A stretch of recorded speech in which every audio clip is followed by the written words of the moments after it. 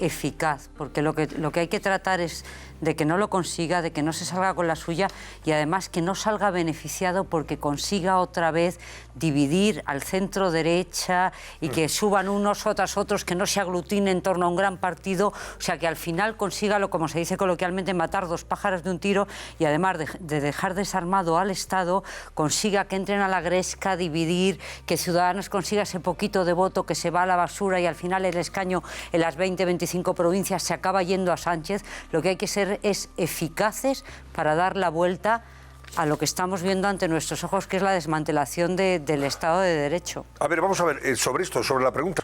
Está teniendo muy buena acogida la pregunta de hoy, Antonio. Vamos a ver, porque hoy en nuestro barómetro planteábamos una cuestión que tiene muy dividida a la audiencia. ¿Debe presentar el PP una moción de censura contra Sánchez si rebaja los delitos de sedición y malversación?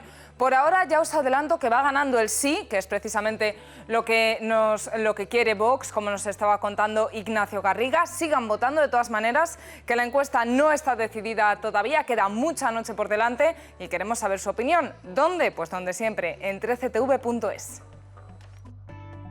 Vamos al súper, Antonio, y es una verdad innegable. Prácticamente todo nos cuesta más que hace un año y por eso muchos nos lo pensamos ahora dos veces antes de echar determinados productos al carrito de la compra. ¿Les pasa también a ustedes que nos ven desde casa? ¿Están comprando menos productos por las subidas de precios? Tres opciones, como siempre. Sí, sobre todo en alimentación. No, pero busco otros productos más baratos. O tercera opción, lo tendré que hacer pronto. Barómetro del Cascabel, que ya tienen disponible para votar en 13tv.es. Líderes mundiales, lógicamente, no querría a lo mejor que le comprometieran preguntándole sobre este asunto, que evidentemente es bastante delicado.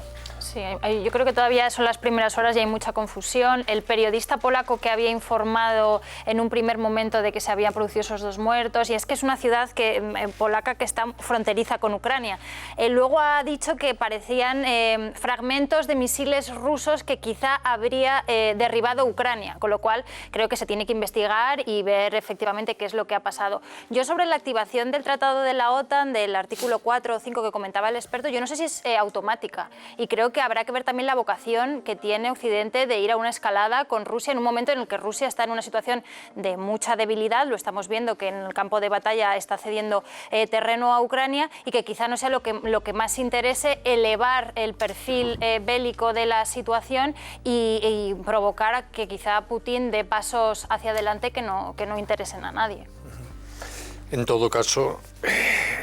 Si PSOE y Unidas Podemos consiguen mañana el apoyo de sus socios de investidura, bastará con el permiso de un juez para que estas niñas menores de 16 años puedan abortar. ¿Y cómo lo conseguirán? Pues llevando a juicio a sus propios padres si es que se oponen. Se hará con un procedimiento de urgencia y un abogado cuyo coste asumirá también el Estado.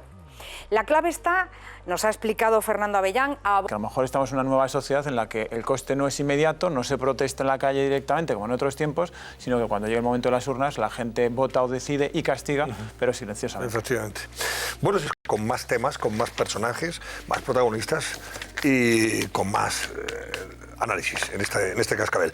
Irene Sanz, ¿cómo están respondiendo los espectadores del Cascabel a la pregunta que hoy hemos planteado? Pues lo que está claro, Antonio, es que a los espectadores, a los españoles, nos está afectando mucho la altísima inflación y lo vemos en nuestra encuesta de esta noche. Hasta ahora la mayoría de los espectadores confiesan que están comprando menos productos por las subidas de precios, pero el barómetro todavía no está cerrado, así que si todavía no han votado, entren ya en 13tv.es y déjennos su opinión. Reacciones porque, para que nos hagamos una idea, 83 personas fueron condenadas por malversación el año pasado en España y en lo que va de 2022 ya tenemos 48 condenados, pues muchos de ellos podrían salir ganando con este adiós a la malversación, sobre todo si no hay lucro personal, como pide Unidas Podemos, porque aunque de momento parezca algo futurible, como dice la portavoz del Gobierno Isabel Rodríguez, hay que tener en cuenta que siempre se aplica la pena más beneficiosa. Así que posibles beneficiados. Bueno, tenemos los fugados y condenados por el referéndum ilegal del 1 de octubre, porque su condena incluye la malversación de caudales públicos. También condenados por el caso NOS, como Iñaki Urdangarín o el expresidente balear Jaume Matas, por el caso Gürtel, como Francisco Correa, o por el caso de los ERE de Andalucía, como José Antonio Griñán. Últimas reacciones, vamos a ver las últimas reacciones a la reforma del delito de sedición y posiblemente también el de malversación. Escuchamos a la ministra de Defensa y al presidente del PP. Bueno, nos centramos ahora en uno de esos posibles beneficiados, en el expresidente de la Junta de Andalucía, José Antonio Griñán. Recordemos que está condenado a 6 años de cárcel por malversación y ahora la Audiencia de Sevilla le da 10 días a partir de mañana para entrar en prisión. Griñán había pedido aplazarlo hasta que se resuelve su indulto, pero el tribunal, Antonio, lo ha rechazado. Paso de rebajar o derogar la sedición y sustituirla por el tema de los desórdenes públicos agravados. Nos dicen que es porque hasta ahora no se ha podido extraditar a Puigdemont porque no existía ese delito homologable en otros países. ¿Crees que es así o es una excusa? Yo creo que la solicitud de la extradición del señor Puigdemont, o la euroorden más bien, porque es dentro de Europa, no planteó ningún problema. La sedición con otro nombre, de otra forma, está en todos los países de la Unión Europea. Que aquí los belgas al principio planteasen problemas es otro tema, pero se pidió perfectamente la euroorden correspondiente por un delito de sedición, por un delito de malversación, incluso hasta, como decías tú, por desobediencia. Y no ha sido el motivo. El motivo es que no han querido en Bélgica entregarlo, pero podía haberse entregado perfectamente. Pero no porque hay un problema de homologación de delitos. Homologación ninguna, porque aunque tenga otro nombre, pero es lo mismo, es atentar contra el poder, contra el Estado, los poderes del Estado. Voy a preguntarte sobre esto. Son las reacciones políticas porque esta ley del solo sí es sí está en entredicho y ahora la pregunta es ¿y ahora qué? Pues ahora lo que toca es revisar la ley y que los jueces unifiquen criterios. Es lo que dice, es la versión de los socialistas en el gobierno. Ha llegado también el momento, desde un punto de vista legal, estudiar y valorar de una manera sosegada y desde un punto de vista jurídico las posibles modificaciones que haya que hacer en esa ley. Estudiar modificaciones, postura que no comparten desde Podemos. Los morados acusan a los jueces de machistas y, como estábamos comentando, los llaman incluso fachas con toga. Y desde el partido hay un total respaldo, desde el partido Podemos hay un total respaldo a Irene Montero, por ejemplo, de otra ministra, de Ione Belarra. Así que con el gobierno totalmente dividido entre PSOE y Podemos, nos preguntamos si esto se podría haber evitado, si hubo alguien que pudo plantearse que se rebajarían las condenas a algunos violadores, porque las nuevas leyes, como estamos comentando en la mesa, son retroactivas y benefician al reo. Pues sí. La respuesta es sí, sí que hubo advertencias y sí que hubo, por ejemplo, este informe de febrero de 2021 del Consejo General del Poder Judicial. Un informe en el que dicen que ese anteproyecto de ley supone una reducción del límite máximo de algunas penas. Alertaba también el CGPJ de que la reducción de los límites máximos de las penas comportará la revisión de aquellas condenas en las que se haya impuesto las penas máximas conforme la regulación vigente. Revisión de condenas que no hubiera ocurrido, según los expertos en jurisprudencia, si se hubiera incluido una disposición transitoria. Todo esto lo niega, todo esto que estamos viendo lo niega la delegada del Gobierno contra la violencia de género, Victoria Rosell. El problema no existe. La ley está clara, el legislativo ha hecho los deberes, el ejecutivo ha hecho los deberes y ahora falta que el judicial interprete la ley y se forme conforme a los estándares internacionales. Si hubiera reducción del límite máximo, a quien le han puesto 15 años y ese límite ahora supera la pena actual, ha de revisarse. Lo que está sucediendo, y es inédito en nuestra historia penal, es que se están revisando condenas cuando se ha rebajado el límite mínimo y mantenido el máximo. Nadie, ni el Consejo Fiscal, ni el Consejo General del Poder Judicial, ni ningún grupo parlamentario, ni el Consejo de Estado, nadie pudo prever que se revisaran las leyes sin rebajar los máximos. Muy dura Victoria Rosell, y eso que el máximo órgano de los jueces con este informe no es el único que avisó al gobierno de que esto podía pasar, de que podía pasar lo que efectivamente está pasando. Hubo advertencias también de algunos partidos, como hemos escuchado a la diputada de Navarra Suma e incluso a Antonio, del socio de gobierno de Esquerra Republicana de Cataluña, también le plantearon esta cuestión al gobierno, ¿qué podía pasar? Busquen el abrigo porque mañana se desploma el mercurio. ¿Qué tal están? Muy buenas noches. Viernes y sábado llega el frío, todo el frío que no hemos tenido hasta ahora. Pues bien, va a llegar de golpe para este fin de semana. De hecho, hoy las temperaturas han bajado allí donde tenemos esos tonos azules, en Galicia, Principado de Asturias, Cantabria, País Vasco, pero en el resto del país, ya lo ven, han subido de manera notable, ligeros ascensos, porque tenemos todo el mapa de España coloreado de amarillo. Pero es que mañana el mercurio, como hemos dicho, se desploma, bajan las máximas en toda España, nos lo indica todo el país coloreado de azul, e incluso podrían bajar hasta 6, 8, incluso 10 grados de golpe allí allí donde tenemos los tonos violáceos. Y es que mañana el viento de componente norte nos va a meter aire frío que hará que baje notablemente el termómetro. Tampoco hay que quejarse, porque si llega el frío es lo que toca para un 18 de noviembre. Son estos grados, 9 mañana de máxima en Soria, 11 para León, para Valladolid, para Cuenca, 13 para Ciudad Real y Albacete. Y ojo también a las mínimas, porque van a amanecer con 3 grados tanto en León como en Cuenca y con 1 de mínima en Soria. Por lo demás, mañana será todavía una jornada lluviosa en el sur, en Andalucía. Las lluvias del centro, en cambio, van a ir a menos.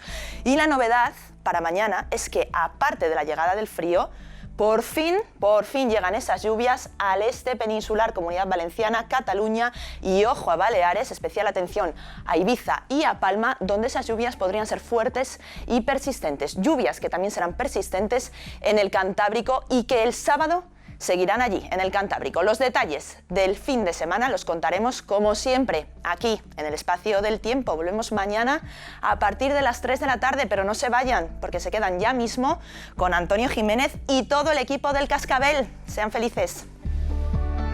Decías, estamos ya en 14 rebajas de condena a delincuentes sexuales y todo a raíz de los cambios en la ley del solo sí es sí. Por eso nuestra pregunta hoy es muy clara, lo que están pidiendo asociaciones de jueces y la oposición. Como escuchábamos a Espinosa de los Monteros y a Feijóo, ¿debe dimitir o ser cesada Irene Montero tras provocar su ley la excarcelación de delincuentes sexuales? 3 opciones: debe dimitir inmediatamente, debe ser cesada por Pedro Sánchez, o tercera opción, ni una cosa ni la otra, si pide disculpas y revisa la ley. Es la encuesta que pueden responder ya en 13tv.es, aunque de momento Antonio Irene Montero se aferra al sillón del Consejo de Ministros. Cero autocrítica. Buenas noches, Antonio. Un placer. Felizmente madre, ¿qué tal la niña? ¿Bien? Preciosa. Bueno, pues ¿Está mal que yo lo diga o no está mal? No, está muy bien, hombre. Está muy bien. Pero es preciosa, Catalina. Es una obligación, ¿eh? Catalina, es una obligación. Algún día cuando te vea Catalina. Me parece tremendo y te respondo directamente a la pregunta, ¿no? Casi como primera espectadora.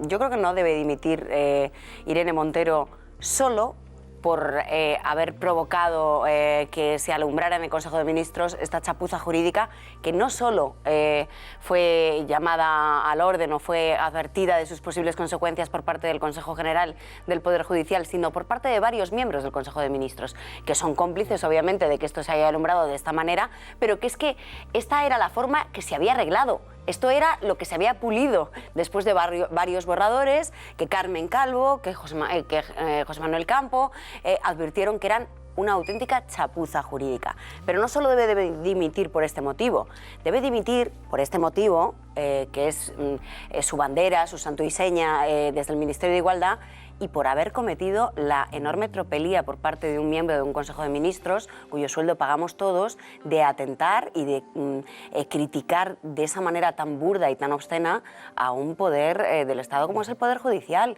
Yo creo que es inadmisible.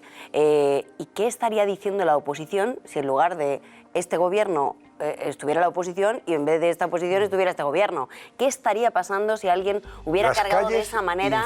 Vamos, es que llegaba a Burkina Faso la cola de manifestantes, en el caso de que gobernara el Partido Popular. Con lo cual, yo creo que, insisto, debe de dimitir por el fondo y por la forma, por las críticas y por la legislación.